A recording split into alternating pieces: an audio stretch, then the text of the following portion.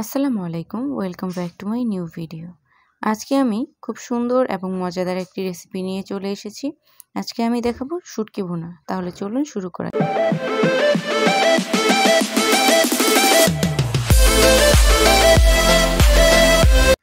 প্রথমে একটি প্যান নিয়েছি এবং তাতে পরিমাণ মতো সয়াবিন তেল দিয়ে নিয়েছি।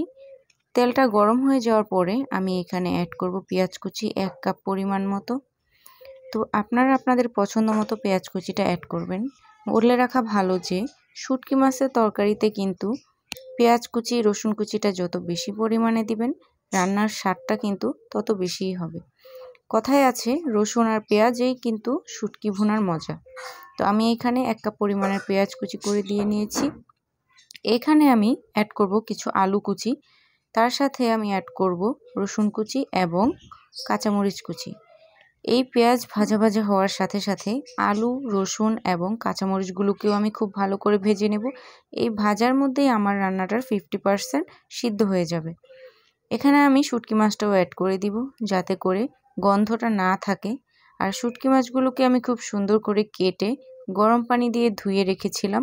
তারপরে এখন আমি তেলে ভেজে নেব খুব ভালো করে 10 মিনিট পর্যন্ত। তো এবার আমি নেড়ে চেড়ে সবগুলো উপকরণ একসাথে মিশিয়ে নিচ্ছি। এভাবে ভেজে করলে খুব মজা হয় রান্নাটা, আর ভাজা ভাজা খুব ভালো একটা ফ্লেভার আসে। আমি এভাবেই করি, আপনারা এভাবে করে ট্রাই করতে পারেন। এপাশ ওপাশ নেড়েচেড়ে উল্টে পাল্টে কিন্তু আমি পেঁয়াজ রসুন এবং অন্যান্য উপকরণগুলো খুব ভালো করে মিশিয়ে নেব।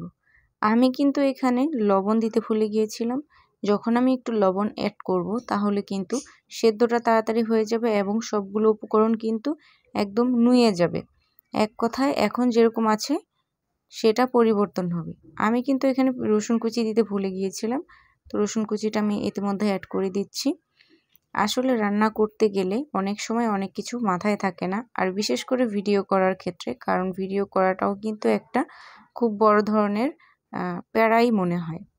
তো যাই হোক, আমি কিন্তু সবগুলো উপকরণ এখানে ভাজা ভাজা করে নিচ্ছি। আমার প্রায় হয়ে গিয়েছে। এবার আমি এখানে 1 চামচ মরিচের গুঁড়া, হলুদের গুঁড়া অ্যাড করে নিব।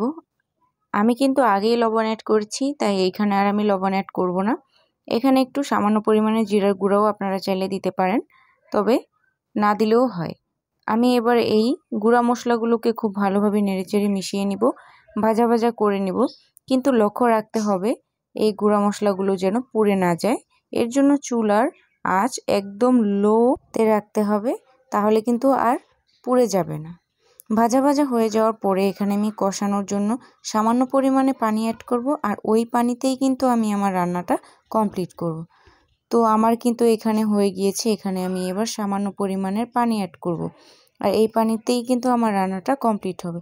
তো দেখতেই পাচ্ছেন আমি কিন্তু পরিমাণ মতো পানিটা অ্যাড করে নিয়েছি, খুবই অল্প পরিমাণে অ্যাড করেছি, যেহেতু ভাজা ভাজা হওয়ার মধ্যেই কিন্তু আমার তরকারিটা অনেকটাই সিদ্ধ হয়ে গিয়েছে যা যা উপকরণ আমি দিয়েছি। তো যাই হোক, এই কিন্তু আমার পানিটা শুকিয়ে তরকারিটা একদম সুন্দরভাবে রেডি।